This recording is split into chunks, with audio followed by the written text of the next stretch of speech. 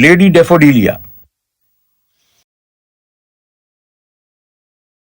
एक समय की बात है, एक बहुत ही सुंदर राज्य में एक नन्ही लड़की रहती थी जिसका नाम था डेफोडिलिया।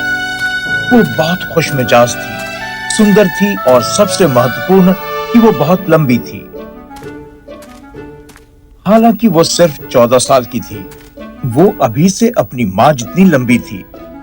इस बात ने उसे घमंडी बना दिया था और वो अपनी ऊंचाई की बड़ाई अपने सबसे अच्छे मित्र राजकुमार ब्रिलियंट से करती। राजकुमार ब्रिलियंट, राजकुमार ब्रिलियंट। चीखना बंद करो, मैं यहीं पर हूँ। ओह, ओह, मैंने तुम्हें देखा ही नहीं, तुम दिख नहीं रहे थे। तुम इतनी भी ज्यादा बढ़िया नहीं हो, सिर्फ इसलिए कि तुम बहुत लंबी हो। मैं तुमसे कहीं ज्यादा होशियार हूँ, जितना तुम कभी नहीं हो सकती।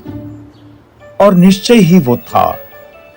राजकुमार ब्रिलियंट अपना ज्यादातर समय किताबें पढ़ने में बिताता और कुदरत और सभी तर्कशुदा चीजों के बारे में अध्ययन करता। पर ऐसी बातें लेडी डेफोडिलिया को बोर कर देती, क्योंकि वो बस उबासियां लेती रहती, जिससे वो बहुत क्रोधित हो जाता। किताबें और किताबें। वो कहते हैं बुद्धिमत्ता आपको उससे कहीं आगे देखने में मदद करती है जो ठीक तुम्हारे सामने है, पर तुम इतने छोटे हो कि तुम सिर्फ चींटी के ऊपर से ही देख सकते हो। उसकी माँ काउंटेस उसकी तरफ गुस्से से मुड़ी। डेफोडिलिया, ये कोई तरीका नहीं है किसी राजकुमार से या किसी से भी बात करने का। तो क्या हुआ अगर तुम लंबी हो? एक जिराफ भी तुमसे ज्यादा होशियार है। ब्रिलियंट, तुम एक महिला से इस तरह बात नहीं कर सकते। राजकुमार ब्रिलियंट मुंह चिढ़ाने लगा। वो और लेडी डेफोडिलिया हमेशा एक दूसरे को चिढ़ाते थे, पर आज हालात उसके पक्ष में थे। ठीक है, जानती हो, मैं चला जाऊंगा और वापस नहीं आऊंगा जब तक कि मैं तुमसे लंबा होने का उपाय ना ढूंढ लूं, समझी? लेडी डेफोडिलिया हंसने लगी, पर जब उसने देखा कि उसका दोस्त गंभीर है, वो रुक गई। ओह डियर, मैं बस मजाक कर रही थी, कृपया मत जाओ। पर राजकुमार ने उसे गुस्से से घूरा और चला गया। उसने उसे रोकने की कोशिश की, पर वो नहीं रुका। रानी और काउंटेस ने उसका रोना सुना और वो जल्दी ही उसके पास गई। स्वीटहार्ट, आखिर बात क्या है? राजकुमार ब्रिलियंट ने कहा वो वापस नहीं आएगा जब तक कि वो मुझसे लंबा नहीं हो जाता। चिंता मत करो बच्ची, वो निश्चय ही वापस आ जाएगा। उसने बस ये तुम्हें चिढ़ाने के लिए कहा होगा। पर लेडी डेफोडिलिया ये जानती थी कि राजकुमार ब्रिलियंट ने जो कहा था उस पर वो कायम रहेगा और कोई भी उसका इरादा नहीं बदल सकता। और जब शाम हुई और नन्हा राजकुमार वापस नहीं आया, राजा ने आदमी भेजे चारों ओर उसे ढूंढने के लिए। उन्होंने कई हफ्तों और महीनों तक उसे ढूंढा, पर वो कहीं नहीं मिला। राज्य अब बिना वारिस के रह गया और लेडी डेफोडिलिया बिना अपने अच्छे दोस्त के। मैं ही इसकी वजह हूँ। मुझे उसे इतना नहीं चिढ़ाना चाहिए था। उसके बिना मैं क्या करूँ? वो अपने कमरे में ही बैठी रहती और उसने पढ़ने और सीखने की कोशिश की जितना वो कर सकती थी, ताकि वो उसकी तरह बन सके। पर चाहे वो कितना भी प्रयास करती, वो बस अंत में सब कुछ उलझा देती और हमेशा बहुत असमंजस में पड़ जाती। एक दिन वो बहुत ही निराश होकर उदास मन से बाग में चली गई। लगता है ये फूल मर रहा है। मैं बस अभी ही उस पर काम करने वाला था। मेरे हाथों में थोड़ा सा जादू और वो ठीक हो जाएगा। कौन सा जादू? मुझे वो जादू अभी दिखाओ। ओह, आपको थोड़ा इंतजार करना पड़ेगा। जल्दी ही लेडी डेफोडिलिया उसके काम के तरीकों के प्रति उत्सुक हो गई और इसी प्रक्रिया में वो मदद भी करने लगी। बहुत बढ़िया राजकुमारी जी, शायद तुम्हारे हाथों में जादू है, जानती हैं आप? वो नहीं समझ पाई कि बाली का क्या मतलब था, पर गुजरते वक्त के साथ उसने जल्दी ही सीख लिया कि सुंदर पौधे और फूल कैसे उगाए जाते हैं। हर चीज इतनी सुंदर लगती है। क्या अब आप जादू में विश्वास करती हैं? उसने अपनी पूरी उदासी ली और उसे जल्दी ही प्रेम में बदल दिया, फूलों के रूप में। इस बीच राजकुमार ब्रिलियंट बहुत दूर तक चलता गया। अब वो थक गया, प्यासा था और भूखा था, और वो एक अजीब से जंगल में पहुंच गया जहां पहले कभी कोई नहीं गया था। ओह, ये क्या? मकड़ी का जाल? ये तो कितने सारे हैं।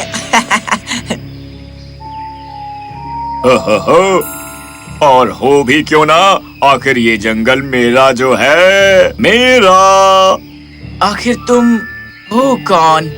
मैं हूँ मिस्टर लॉन्ग लेग्स। वैसे तुम्हारी तरह गंदा नन्हा राजकुमार यहाँ पर क्यों आया है, बोलो?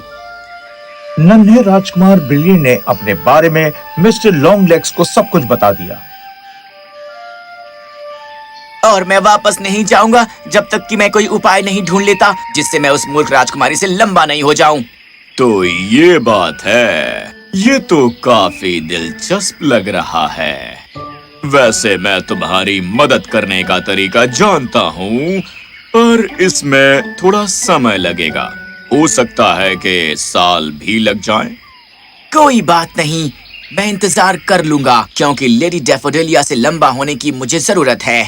तो ठीक है, वो झाड़ी देखो, वहाँ थोड़े इंद्रधनुष के रंगों वाला मकड़ी का जाल है। तुम्हें बस यही करना होगा कि उस झाड़ी में कूद जाओ। बस यही करना होगा? हाँ, उसमें कूदो और मेरे आने का इंतजार करो।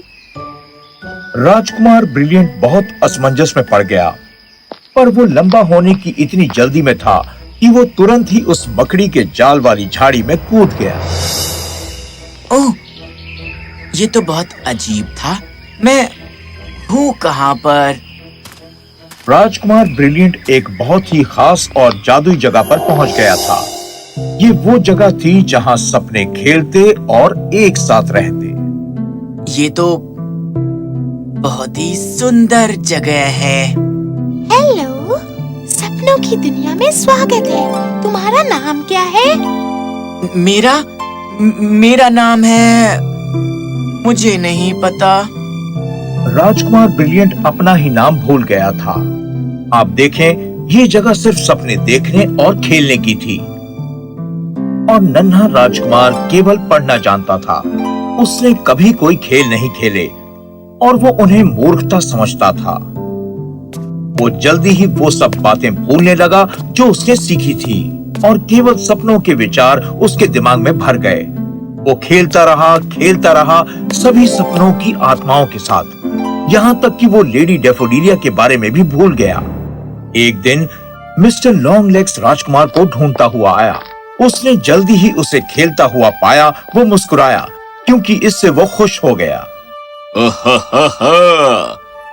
तो तुम वही नन्हे राजकुमार हो जिसे मैंने बहुत अरसे पहले देखा था। लगता है अब तुम नन्हे नहीं रहे। हाँ, तुम ये क्या बात कर रहे हो? मैंने तो बस तुम्हें 2 दिन पहले ही देखा था।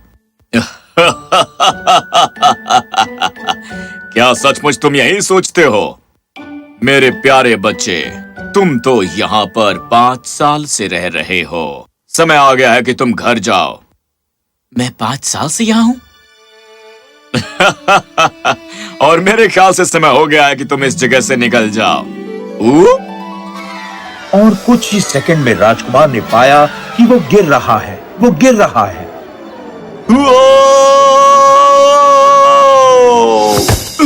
वो एक ऐसे लॉन में गिरा जो इतना नर्म और हरा भरा था, एक बाग जो आश्चर्यजनक रूप से सुंदर था।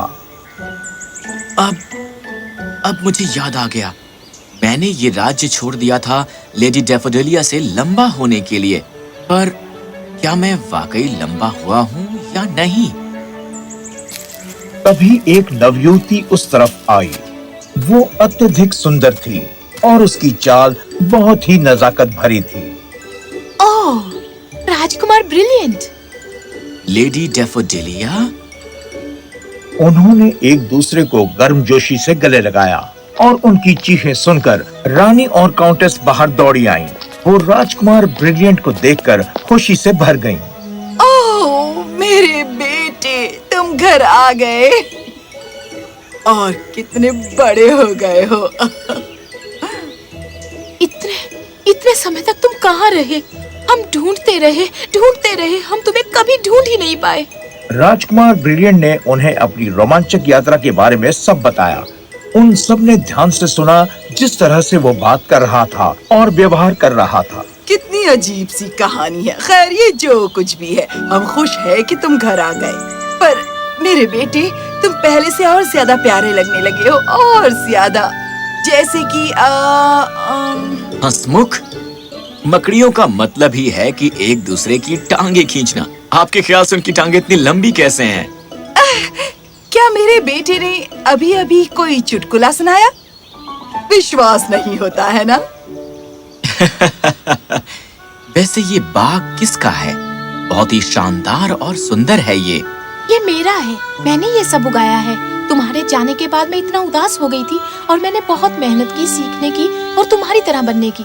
मैं हर दिन नई नई चीजें करती हूँ, पर कभी कुछ भी मेरे दिमाग में नहीं रहता। मुझे क्षमा करना। नहीं, मुझे क्षमा करना कि मैंने इतने साल तुम्हें अकेले छोड़ दिया। मुझे बड़े होने की बहुत जल्दी थी, लेकिन मैंने पता लगाया है कि बढ़ने में समय लगता है और बढ़ने के और भी अलग अलग तरीके हैं।